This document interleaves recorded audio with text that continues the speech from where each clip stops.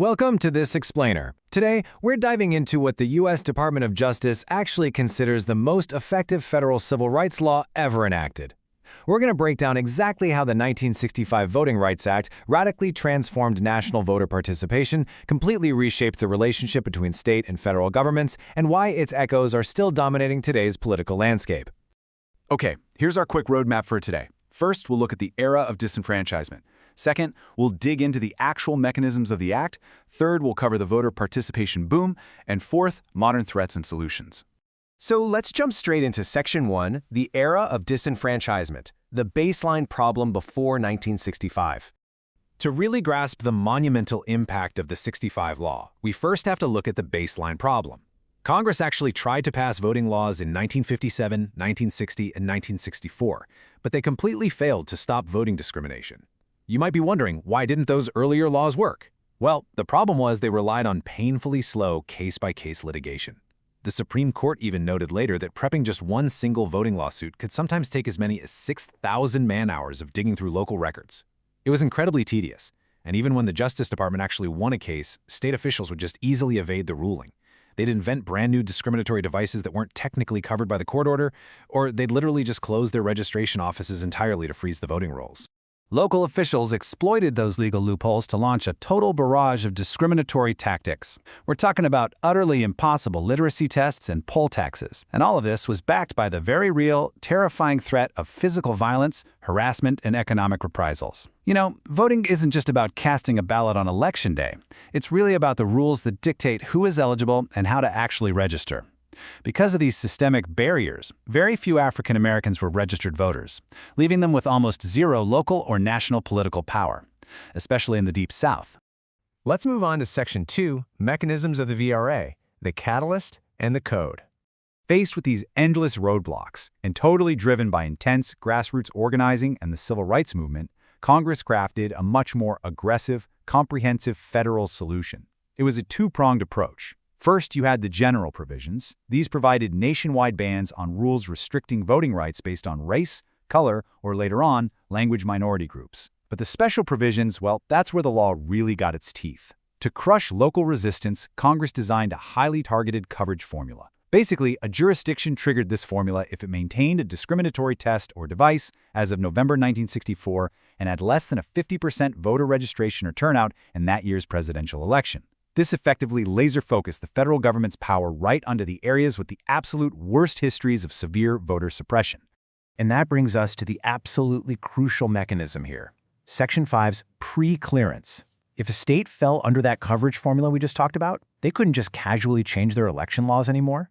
Any proposed change affecting voting had to be pre-submitted to the U.S. Attorney General or the U.S. District Court in D.C. for approval. This completely shifted the burden of proof. It froze discriminatory laws before they could ever be implemented.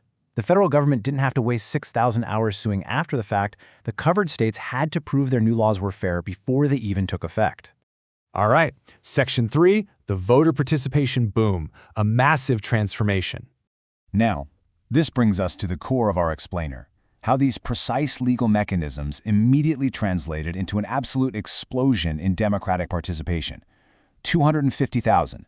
By the end of 1965 alone, the very same year the act was signed, mind you, 250,000 new black voters were registered.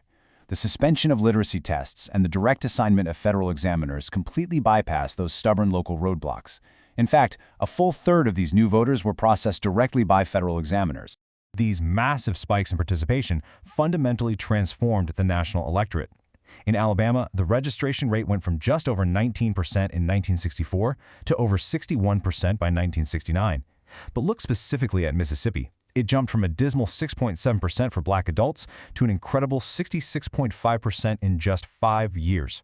By 1967, the majority of African American residents actually became registered to vote in 9 of the 13 southern states. Research clearly shows this federal oversight led to an estimated increase in minority turnout of 17 percentage points. And we've got to remember, voting rules dictate community resources. When voter participation booms, the whole fabric of society shifts. As enfranchisement surged, studies linked the Voting Rights Act to direct concrete outcomes. We start seeing greater transfers of state funds to localities with higher black populations, leading to increased public goods, like way better education funding. We see that members of Congress from covered jurisdictions actually became substantially more supportive of civil rights-related legislation.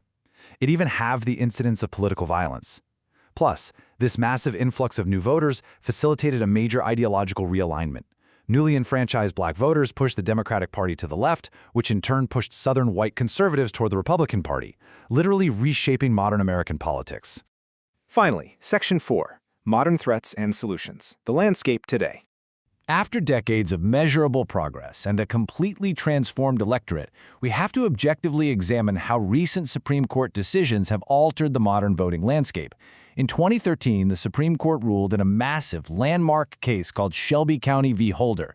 The court struck down the specific coverage formula that determined which states needed preclearance.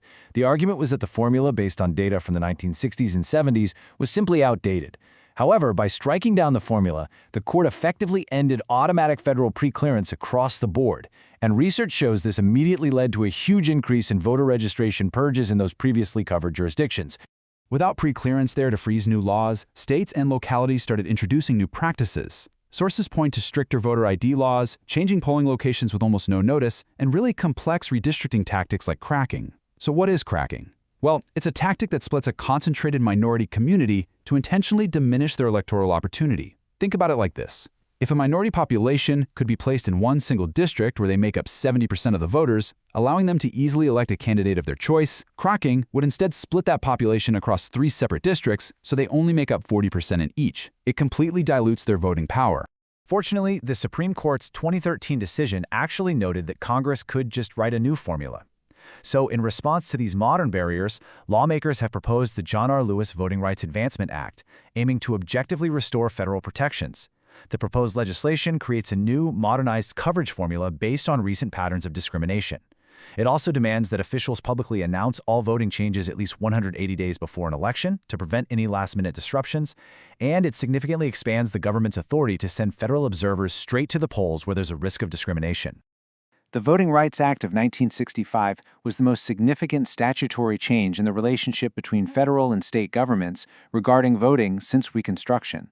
So I leave you with this final provocative thought to consider. As we reflect on this incredible historical transformation of national voter participation, how will the delicate balance of state versus federal power continue to evolve to secure the voting rights of future generations? Thank you so much for joining me for this explainer, and keep asking the big questions.